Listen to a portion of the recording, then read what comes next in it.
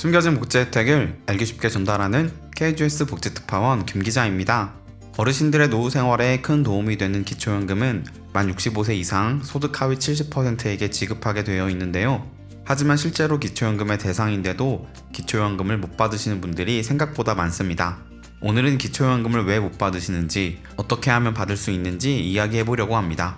오늘 영상 끝까지 꼭 확인하셔서 기초연금 못 받으시는 분 없으셨으면 좋겠습니다. 몰라서 못 받는 복지 혜택, 이젠 놓치지 말자. 구독과 좋아요, 알림 설정을 눌러주시면 보다 빠르게 소식을 받아볼 수 있습니다.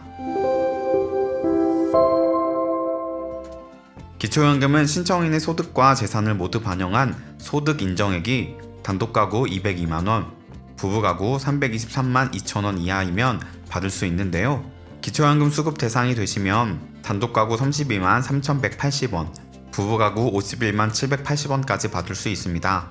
하지만 만 65세 이상 70%에게 지급해야 할 기초연금의 실제 지급률은 매년 그 기준에 미치지 못하고 있습니다.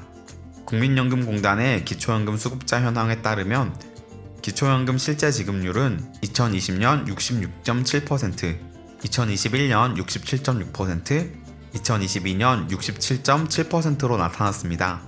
평균적으로 67% 정도의 지급률을 기록하고 있으므로 매년 3%에 해당하는 약 25만 명 정도의 어르신들이 기초연금 대상자임에도 불구하고 받지 못하고 계시는데요. 그렇다면 왜 25만 명 정도의 어르신들이 기초연금을 받지 못하고 계실까요? 첫 번째, 기초연금을 신청하지 않아서입니다. 기초연금은 만 65세 생일이 속한 달에 전달 1일부터 신청할 수 있습니다. 예를 들어 1958년 3월생인 경우 전달인 2월 1일부터 신청할 수 있고, 늦어도 3월 1일까지는 신청해야 기초연금을 제때 받을 수 있습니다. 보도에 따르면 2022년 기초연금 미신청자가 20만 명이 넘어서고 있다고 합니다. 연령대별 수급률을 보면 65세가 52.9%로 가장 낮았고, 연령대가 올라갈수록 수급률도 높아졌습니다. 하지만 어르신들을 돕기 위한 제도가 신청하지 못하면 받지 못하는 것이 조금 이상하게 느껴집니다. 최근 한소원 서울대 교수는 이를 바로잡아야 한다고 목소리를 높였는데요. 기초연금을 신청하지 않아도 모두에게 자동 지급해야 한다는 것입니다. 한 교수는 오스트리아와 독일의 장기 기준률의 차이를 비교하면서 주장을 이어갔습니다. 오스트리아와 독일은 사회 문화적으로 비슷하지만 국민들의 장기 기준률은 오스트리아가 99%, 독일은 12%로 큰 차이가 있다는 겁니다. 이 차이는 신청 방법에서 나오는데요.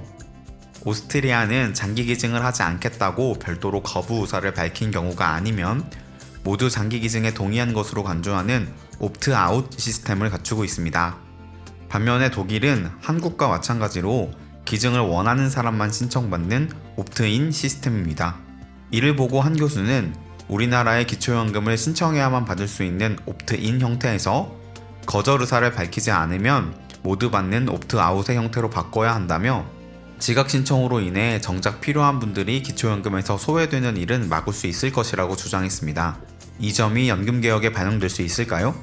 다시 돌아와서 기초연금을 못 받으시는 분들의 가장 큰 이유는 신청하지 않아서입니다.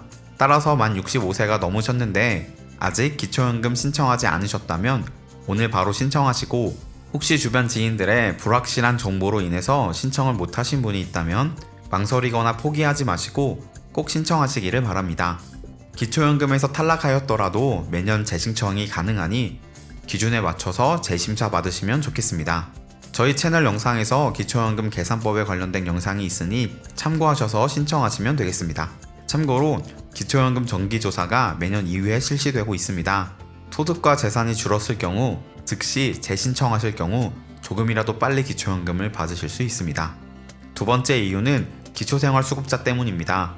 현재 기초생활수급자가 받는 기초연금은 감액 없이 소득 인정액에 반영되고 있습니다. 이렇게 기초연금이 소득 인정액에 반영되는 것은 어르신들에게 많은 어려움을 야기하고 있는데요. 먼저 기초 생계급여가 깎이게 되고요. 의료급여나 주거급여에서도 탈락할 수 있습니다. 따라서 최빈곤층인 기초생활수급자 어르신들께서는 신청조차 못하고 있으신 것입니다. 따라서 앞으로 진행될 예정인 연금개혁에서 기초연금 40만원 이상, 노인 전체 지급도 중요하지만 생계급여와 기초연금을 감액하는 규정 및 최빈곤층의 의료급여와 주거급여 박탈에 관한 규정이 수정되어야 할 것입니다. 마지막 이유는 직역연금 수급자의 기초연금 제외 때문입니다. 2023년 현재 직역연금 수급자와 그 배우자는 원칙적으로 기초연금 수급 대상에서 제외되고 있습니다. 최근 직역연금 수급자가 소득 하위 70%에 해당한다면 기초연금을 50%까지 감액한 후 지급하자는 개정안이 발의된 상태이긴 합니다. 하지만 이 부분도 더 개정되어야 할 것으로 보입니다. 현재 보건복지부와 국회 연금개혁특별위원회에서는 공적연금 개혁안의 도출을 위해 10월까지 3개월간 공청회와 세미나 등을 통한 국민의견 수렴을 진행하고 있습니다. 저출산 고령화 시대에 국민연금 기금 고갈에 대한 우려, 연금 수령의 사각지대, 형평성의 모든 문제를 해결해야만 하는 큰 산이 앞에 놓여 있는데요. 연금개혁 논의가 정당 논리에 이용되어 몇몇 정치인의 입속을 챙기는 것이 아니라 대한민국 미래사회를 탄탄하게 만들 수 있는 개정이 되기를 바랍니다. 오늘은 기초연금의 실제 수급률에 대한 이야기를 나눠보았습니다. 국민연금은 소득이 낮은 사람일수록 가급적 해약하지 않고 유지하는 것이 좋습니다. 본인이 낸 돈은 연금을 받기 시작하면 4, 5년이면 모두 회수할 수 있기 때문입니다. 그런데도 2021년 기준 국민연금 신규 가입자의 3분의 1에 해당하는 14만 명이 해약했습니다. 그만큼 국민들의 생활이 어려워지고 있다는 뜻인데요. 이번 개정안이 정말 도움이 필요한 사람이 소외되지 않는 방향으로 개정되었으면 좋겠습니다. 놓치는 혜택이 없도록 숨겨진 정보를 찾아 나서는 복지특파원, 저 김기자가 앞으로도 도움되는 소식 전달해드리도록 하겠습니다. 채널 구독과 좋아요, 알림 설정 부탁드리며 더 좋은 정보로 찾아뵙겠습니다. 지금까지 KGS 복지특파원 김기자였습니다.